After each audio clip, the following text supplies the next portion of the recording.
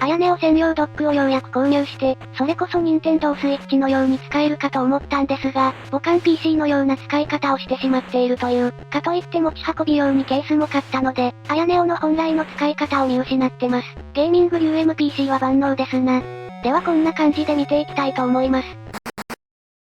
では、いつものように開封から見ていきます。表面はシンプルに商品画像のみで、側面にはロゴのみ、裏面には本体カラーとあやねおの住所などが記載されています。ちなみにカラーは本体同様、白と黒があります。レトロパワーエディションはドックも込みなので、色を気に入った場合はレトロパワーをおすすめします。内容物はこちら。説明書が紙で2枚と本体のみです。充電ケーブルはあやねお純正のものが使えますが、HDMI ケーブル LAN ケーブルは入っていないので別途購入する必要があります。説明書が気になる方は動画を停止して確認してみてね。ケースの箱はこちら。段ボール製で安価な印象です。コスト削減のため仕方ないですがね。それではドック、ケースの順番で外観を見ていきます。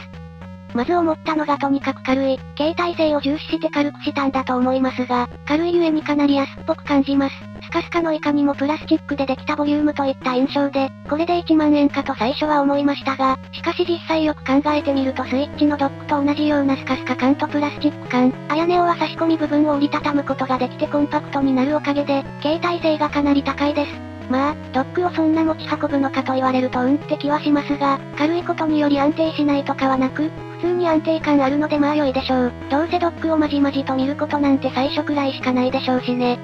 質感としてはあやねおとおそらく同じ仕上げのため、あやねお本体との親和性はかなり高いです。デスクに飾るように置いておいても映えるのは、すごく良いですね。白を購入した人は白のドックも用意されているので、色を合わせて購入するのが良いかと。では各部詳細を見ていきましょう。表面、差し込み側はシンプルにあやねおロゴが入っていてかっこいい。背面には製品名などが記載されています。滑り止めもあり、安心感があります。手前側は隙間が空いていて、スムーズに開閉できるようになっています。左側面には何もなく、右側面には SD スロットとマイクロ SD スロットがあります。インターフェースは左から USB-C、USB-A 2つ、充電用の USB-C、HDMI、有線 LAN ポート。気軽に SD を差し込めることから、カメラの写真動画や他の中華ゲーム機のデータを頻繁にやり取りし、母艦化がさらに進行しています。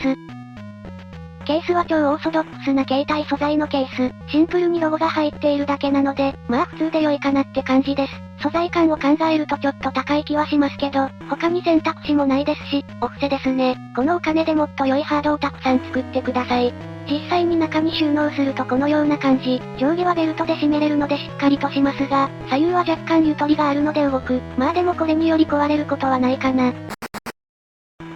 使うには基本つなぐだけです。特段設定はいらずに充電や USB 接続、有線 LAN 接続が可能です。このようにポータブルモニターに接続することも可能。ドックと入っても、スイッチのように接点式ではないので端子に直接差し込みます。なので少し USB-C 端子が衝撃で壊れそう、弱さが怖いって思う方もいるかもしれませんが、ちゃんと遊びがあるのでそこまで心配しなくても良さそうです。残念ながら角度の調節は不可なので、ドックに差し込んだ状態でノート PC のように使いたい場合には、少し角度が立ちすぎているので見やすくはありません。まあでもブラウジングや作業などはきついですが、スイッチのテーブルモードと同じといえば同じなので、ゲームする分にはそれなりに使えそうです。ディスプレイをモニターだけに出力することももちろん可能です。デスクトップで右クリック、タッチパネルの場合は長押しでディスプレイ設定を開き、ディスプレイを2のみに出力すると設定しておけばそれこそスイッチのように、あやねお本体をドックに差し込めばモニターへと切り替わるようになります。ちなみに使ってるモニターはだいぶ古い便球。買い替えたい。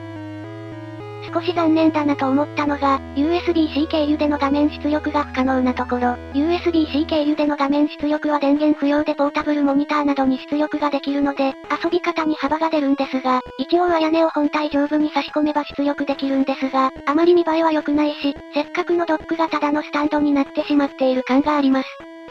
まあでもバッテリーが瞬足でなくなりそうな上、USB-C 端子が壊れそうで怖いのでやめておきます。ちょっとだけ文句は出てしまいましたが、個人的には必須アイテムだと思います。画面出力が簡単にできるようになるのは大きいし、マウスキーボードをつなげてまるでデスクトップ PC のように使うこともできます。別にゲーミング PC 持ってるからいらなって方もいるかもしれませんが、ないのであればこれ1台とマウス、キーボード持っておけば基本何でもできちゃうよなって思います。ただ行して使っていると、本来のゲームをプレイする目的を忘れ酷使して、バッテリーの劣化やファンの故障などを起こしそうで少し怖いので、あまり無茶はさせないようにしたいなと、自分に言い聞かせました。